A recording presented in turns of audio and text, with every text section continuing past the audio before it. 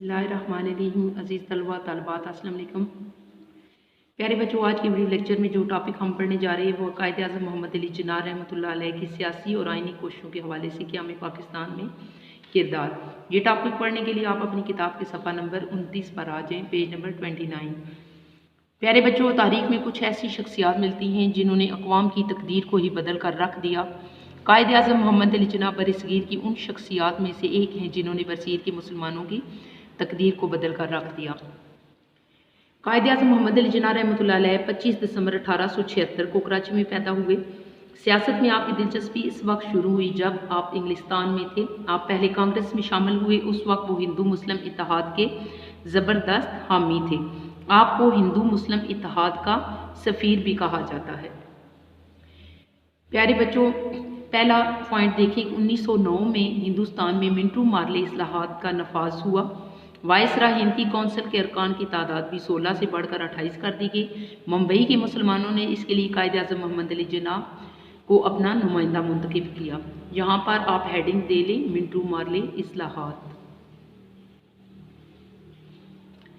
अगला है 1913 में आप मुस्लिम लीग में शामिल हुए और मुस्लिम लीग ने उनके कहने पर अपने दस्तूर में तरमीम करते हुए हुकूमत खुद इख्तियारी को अपना मकसद हयात बनाया। आपकी मुदब्बराना सियासत ने बरतानवी राज की जड़ें हिला कर रख दी। कांग्रेस की मुस्लिम दुश्मन पॉलिसियों के बायस 1920 में कांग्रेस आपने छोड़ दी। यानी कांग्रेस के अंदर जब आपने जाकर देखा कि ये तो सरासर इसमें हिंदुओं का फ़ायदा है, मुसलमानों का नुकसान है, तो फिर आपने कांग्रेस को खैराबाद कहा। यहाँ पर आप कर लें मुस्लिम लीग में शमूलियत। यहाँ पर आप हेडिंग दें और यहाँ पर आप लिख लें मुस्लिम लीग में शमूलियत। अगला है दिसंबर 1916 में मुस्लिम लीग और कांग्रेस लखनऊ में एक साथ अपने अपने सालाना जलसे करने पर रजामंद हो गई और ये सब कायदे आज़म की कोशिशों से हुआ था। मुस्लिम लीग के इजलास की सदारत कायदे आज़म मोहम्मद अली जिन्ना ने की। उन्होंने अपने खुतबे में फरमाया कि हम कोई इनाम या रियायत नहीं चाहते और ना ही किसी इम्तियाजी सियासी सलूक के आरजूमंद हैं। इस मुकाम पर दोनों सियासी जमातों ने एक तारीखी मुआहदा किया जिसे मिसाके लखनऊ कहते हैं। इसी मुकाम पर उन्हें हिंदू मुस्लिम इत्तेहाद के सफ़ीर के लक़ब से नवाजा गया। यहाँ पर बच्चों आप हेडिंग ना लें इस पॉइंट की, हिंदू मुस्लिम इत्तेहाद के सफ़ीर, यानी इनकी कोशिशों की वजह से ये दोनों जमातें एक जगह पर इकट्ठी हुई थी। आगे है 1919 में हुकूमत बरतानिया ने रोलेट एक्ट मंजूर किया। इसके तहत हुकूमत को वारंट और मुकदमा चलाए बगैर गिरफ्तारी का इख्तियार दे दिया गया। इस कानून के तहत मुलजिम को सफाई का मौका दिए बगैर खुफिया मुकदमा चलाया जा सकता था। कायदे आज़म रहमतुल्लाह अलैह ने इस मसवदा कानून की मुखालफत की और इसे गैर आइनी करार दिया।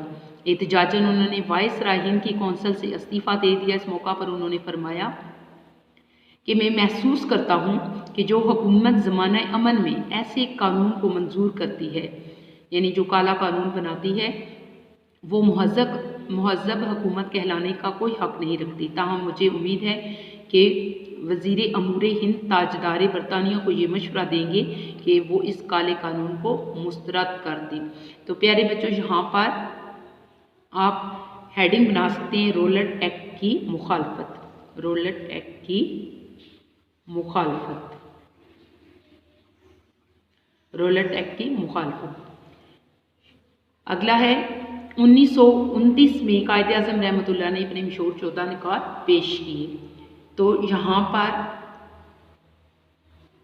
हेडिंग आप बना सकते हैं नेहरू रिपोर्ट का जवाब, क्योंकि ये नेहरू रिपोर्ट जो 1928 में पेश की गई थी उसी का जवाब कायदे आज़म ने दिया था। 1929 में कायदे आज़म ने अपने मशहूर 14 निकात पेश किए। आगे है 3 गोलमेज कॉन्फ्रेंसें 1930 से 1932 तक लंदन में हुई, यानी 1930 फिर 31 और फिर 32। कायदे आज़म रहमतुल्लाह ने पहली 2 कॉन्फ्रेंसों में शिरकत की, ये कॉन्फ्रेंसें नाकाम हो गई। तो यहाँ पर आप हेडिंग दे देंगे गोलमेज कॉन्फ्रेंसें, गोलमेज कॉन्फ्रेंसें।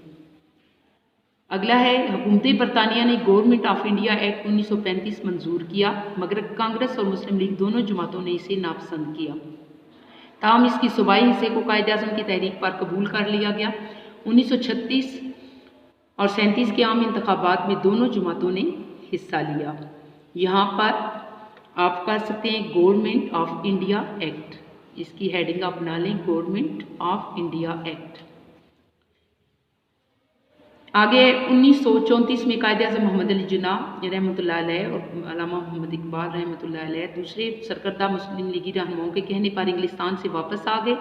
इनको मुस्लिम लीग की सदारत सौंप दी गई। आपने इन दिन रात एक करके मुसलमानों को इसके परचम तले जमा किया। 1940 में लाहौर में मुस्लिम लीग का सालाना जलसा मुनक्कद हुआ, जिसमें हिंदुस्तान के मुसलमानों ने मुतफ़िक़ा तौर पर एक करारदाद मंजूर की कि हिंदुस्तान के मुसलमानों को एक अलग खित्ता की ज़रूरत है, जिसमें वो अपनी अक्सरियत के बलबूते पर अपनी ज़िंदगी इस्लाम के असूलों के मुताबिक गुजार सकें। इस जलसे की सदारत कायद-ए-आज़म मोहम्मद अली जिन्ना ने की थी। प्यारे बच्चों, आप इसकी जो है हेडिंग जो है उसकी कर लें, मुस्लिम लीग की सदारत।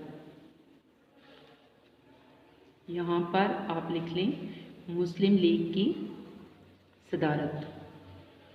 अगला है मुस्लिम लीग ने 1945-46 के इंतखाबात में शानदार कामयाबी हासिल करके अंग्रेज़ों और हिंदुओं पर वाज़े कर दिया कि मुसलमानों की वाहिद नुमाइंदा जमात मुस्लिम लीग है और पूरे हिंदुस्तान के मुसलमानों की नुमाइंदगी कर रही है। इन इंतखाबात में आपकी क़यादत में मुस्लिम लीग ने मरकज़ में यानी 100% और सूबाई असम्बलियों में 90% कामयाबी हासिल की। यहाँ पर आप हेडिंग बनाएं, यहाँ पर आप कायद-ए-आज़म की क़यादत में शानदार कामयाबी, यहाँ पर हेडिंग आप बनाएं, कायद-ए-आज़म की क़यादत में शानदार कामयाबी। आगे है आपने काबीना मिशन की तजावीज़ का, जिनके तहत अंग्रेज़ कांग्रेस को हुकूमत देना चाहते थे, डट कर मुकाबला कर हिंदुओं की हर चाल को नाकाम बना दिया। इस मिशन को बिल आखिर तस्लीम करना पड़ा कि मुस्लिम लीग को किसी तौर पर भी नज़रअंदाज नहीं किया जा सकता। यहाँ पर आप काबीना मिशन तजावीज़ की मुखालफत, यहाँ पर आप हेडिंग दें काबीना मिशन तजावीज़ की मुखालफत। आगे देखें कि 14 अगस्त 1947 को पाकिस्तान मार्ज़ वजूद में आ गया। 15 अगस्त 1947 को कायद-ए-आज़म रहमतुल्लाह ने इस नई इस्लामी खुद मुख्तार रियासत के पहले गवर्नर जनरल की हैसियत से हलफ उठाया। तो यहाँ पर आप हेडिंग देंगे पाकिस्तान का क़याम या पाकिस्तान मार्ज़ वजूद में आ गया। आगे देखें क़याम पाकिस्तान की कुछ अर्सा पहले कायद-ए-आज़म रहमतुल्लाह की सेहत ख़राब हो गई थी, लेकिन इसके बावजूद दिन रात अपने फ़राइज़ सर अंजाम देते रहे। उनको आराम का हरगिज़ मौका ना मिला, जिसकी वजह से इनकी तबीयत और ज़्यादा ख़राब हो गई। जुलाई 1948 में बीमारी ने शिद्दत इख्तियार कर ली। आखिरकार 11 सितंबर 1948 को अपने खालिक़ हकीकी से जा मिले। यहाँ पर आप हेडिंग दे लें क़याम पाकिस्तान के बाद फ़राइज़ की मुसलसल अदायगी।